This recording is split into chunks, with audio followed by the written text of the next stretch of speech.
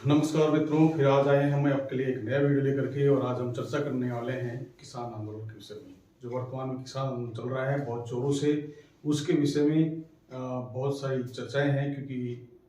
क्यों किसान जो है इस आंदोलन को लेकर के उग्र हो रहे हैं, क्यों कर रहे हैं, क्या वजह है? तो इसकी वजह है एमएसपी। एमएसपी है मिनिमम सपोर्ट प्राइस।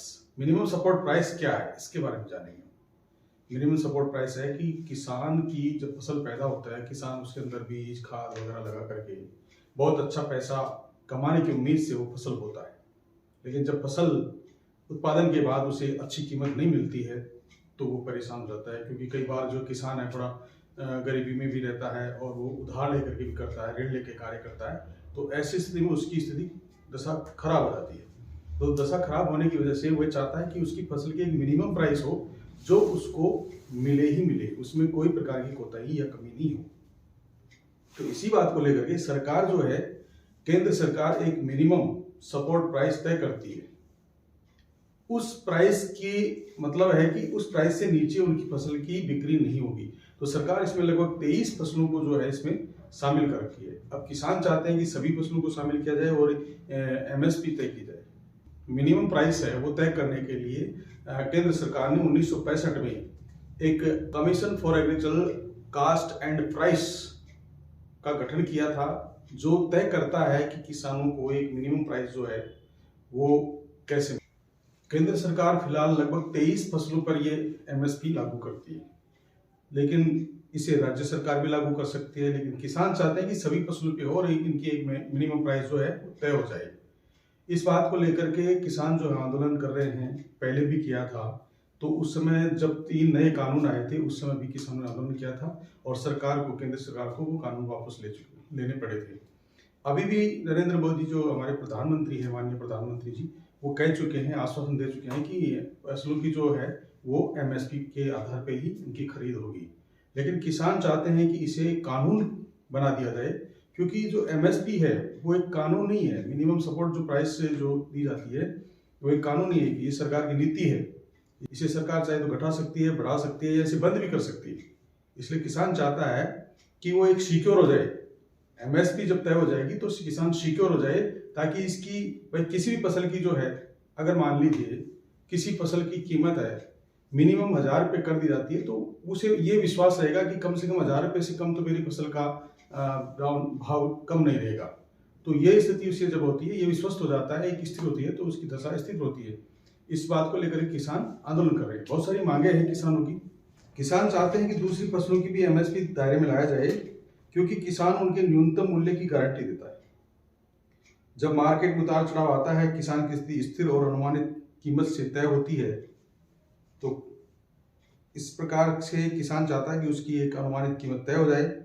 2004 में डॉक्टर मनमोहन सिंह ने जब केंद्र सरकार में थे, तो 2004 में डॉक्टर मनमोहन सिंह की सरकार ने national commission on for farmers यानी कि किसान आयोग का गठन किया था। तो इसके अध्यक्ष एमएस स्वामीनाथन थे। थे, इसलिए इसे स्वामीनाथन आयोग भी कहा जाता है। इसका उद्देश्य किसानों की समस्याओं का पता लगा करके उनका समाधान निकालना था। तो दिसंबर 2004 से लेकर के अक्टूबर 2006 के बीच में किसान आयोग ने जो 5 रिपोर्ट तैयार की थी, इसमें आयोग ने बताया था कि एमएसपी कितनी होनी चाहिए।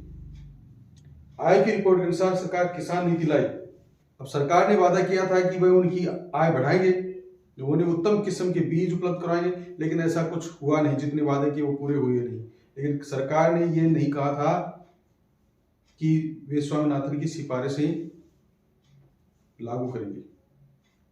स्वामीनाथन आयोग ने कहा था कि जो एमएसपी होगा वह फसल की लागत से 50% होगा। यानी कि मान लीजिए अगर किसी फसल का मूल्य है, फसल उगाने में जो लगभग 1000 का खर्चा आता है और इसके अंदर 50% और जोड़ते हैं तो वो हो जाता है लगभग 1500 रुपये। तो कुल लागत उसकी एमएसपी 1500 होगी, तो 1500 रुपये तय होगी। यानी जो लागत है उससे 50% अधिक जो है वो एमएसपी तय होगी। इसे C2 प्लस 50% फार्मूला भी कहा जाता है। लागत, C2 का मतलब है कॉस्ट, मतलब लागत। अगर मान लीजिए एमएसपी सरकार लागू कर देती है और मान लेती है किसानों की बात को, तो सरकार के बजट पर बहुत बड़ा दबाव आ जाएगा। इसलिए सरकार जो है वो चाह रही, इससे बचना चाह रही है, बचने का प्रयास कर रही है। नवंबर 2021 में सरकार ने एमएसपी पर एक कमेटी का गठन किया, जिसकी रिपोर्ट आज 2 साल तक नहीं आई है। इसलिए किसान और भी ज्यादा अधिक उग्र हो रहे हैं, नाराज हो रहे हैं इस बात से कि हमारी एमएसपी अभी तक तय नहीं हुई है, इसकी रिपोर्ट को क्यों लागू नहीं किया जा रहा है। तो ये सब चिंताएं बढ़ी हुई है, इस वजह से किसान आंदोलन पे उतर पड़ा है। इसमें किसान संयुक्त मोर्चा और मजदूर संघ ने आज ग्रामीण भारत बंद बुलावा और गांव में दुकानें बंद करने और खेतों में काम नहीं करने के लिए कहा है। अर्थात उन्होंने कहा है कि भाई आज एक दिन के लिए आप काम बंद रखें, खेतों में काम नहीं करेगा, दुकान पे कोई नहीं जाएगा। ये किसानों के सपोर्ट के लिए किया गया है। और किसान संगठन की जो प्रमुख मांगे हैं वो भी मैं आपको बताता हूँ कि प्रमुख मांगे क्या है, किस लिए किसान ये बहुत सारे लोगों को पता है कि किसान आंदोलन करें, लेकिन ये पता नहीं है कि किस विषय को लेकर करें, क्या उनके मुद्दे हैं। तो ये सभी मुद्दे मैं आज आपको बता रहा हूँ, तो आप देखिए समझिए। किसानों की मांग का पहला जो मुद्दा है वो है कि डॉक्टर स्वामीनाथन आयोग की जो रिपोर्ट के हिसाब से इसकी एमएसपी की कीमत तय हो। पहली बात तो ये है। दूसरा है सभी फसलों की एमएसपी पर खरीद की गारंटी का एक कानून बनाया जाए। जो ये नीति है सरकार की उसे कानून में बदला जाए, ये चाहते हैं किसान। तीसरा बात है कि किसान खेत मजदूरों का कर्जा माफ हो, जो खेतिहर मजदूर हैं या किसान हैं उनका कर्जा माफ हो और इनको पेंशन भी दी जाए, पेंशन भी लागू की जाए। इसके अलावा लखीमपुर जो खीरी कांड के दोषियों को सजा दी जाए।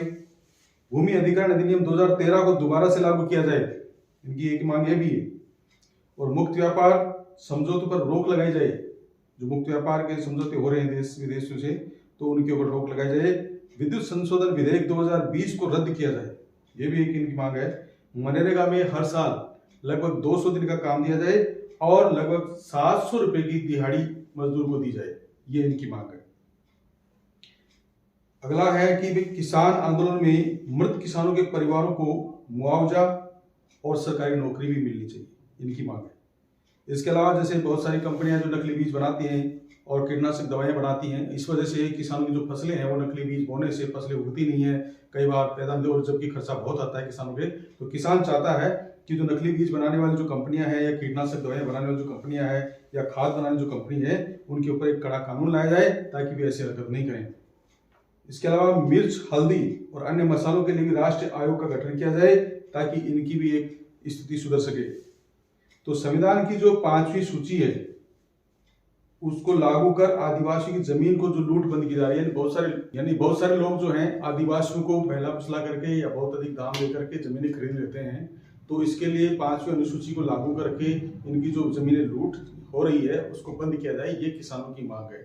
तो दोस्तों आज हमने ये जाना। अगर आपको ये जानकारी अच्छी लगी हो तो हमारे चैनल को लाइक करें, सब्सक्राइब करें और अपने मित्रों को शेयर करें ताकि और अधिक से अधिक लोगों को इस बारे में जानकारी प्राप्त हो।